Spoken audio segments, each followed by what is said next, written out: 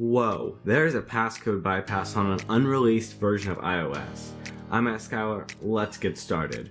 So, on upcoming iOS 13, there is a passcode bypass, and this will be in the final build. So I'm going to show you that today. First, I want to let you know that the original video of the guy who found it is down in the description, and I encourage you to watch that and see how he explains it. Now, the first thing I'm going to show you is that I have Touch ID turned off.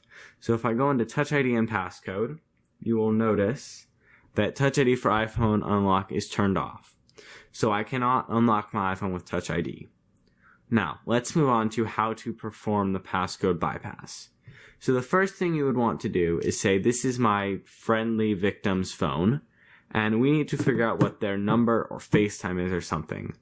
So we simply use this phone to call this one or to FaceTime it. So I could just say, hello. I don't know what that means. And then if I click on it, I can fix whatever it say to type what I want, to say FaceTime and then my phone number. Or, because I already have myself as a contact, FaceTime iSkylar. Making a FaceTime call to iSkylar. Now we'll do that. The perfect thing there is now on this phone, when we get the call, we see what the email or phone number or whatever it is that we need to contact. So I'm just going to hang up that, because now we know what we need to know. We can then use this to call them. So I will go into FaceTime and do that right now. So as we call them, this is where the true part begins. If you already have their phone number, you don't need to do that first part. So now I will proceed to FaceTime that number back. We receive it on this phone. We click Message, Custom. Now this is very similar to a previous one, but slightly different and easier in fact. Now we hang up over here.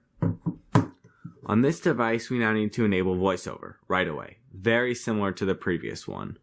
So we go like this, enable voiceover. Okay, I turned on voiceover. It's now turned on. Now that it's turned on, we just can essentially swipe up like this, Show context menu. and it will start to use it. We can tap once up here at the top, iSkylar. Text field. double tap at the top, Double and you'll tap notice to that the cursor swipe up or down disappears to select a from right custom there. option. Then double tap So to- now we know that it's up here. So we'll just turn off voiceover to make this easier. Voiceover. voiceover is on. Now I'm going to turn it off. Tap, then double tap to confirm. Now that we're here, if I type anything, it will type up here in the to field. So let's type a contact. And, oh, there we go. We've got our friend John Doe here. So we've also got this arrow right here. So you could text John Doe, find out his phone number, or you can click here. You've got more information on him. And on an older version, I believe, if we go here to, say, our friend John Doe, there's an I here instead that you can tap. Then you can go and access their photos, all of their contacts, which you can get from here by just typing in letters. You can find all their contacts and their phone numbers. So if we go back to John Doe here, we can see his picture, his phone numbers, but there is no option for specifically getting the pictures. On an older version, there is, but on the official release that will come out, all you can do is find these phone numbers. So yeah, that's the extent of it right now. If you want to see the whole thing, including the parts on earlier betas, you can look down in the description.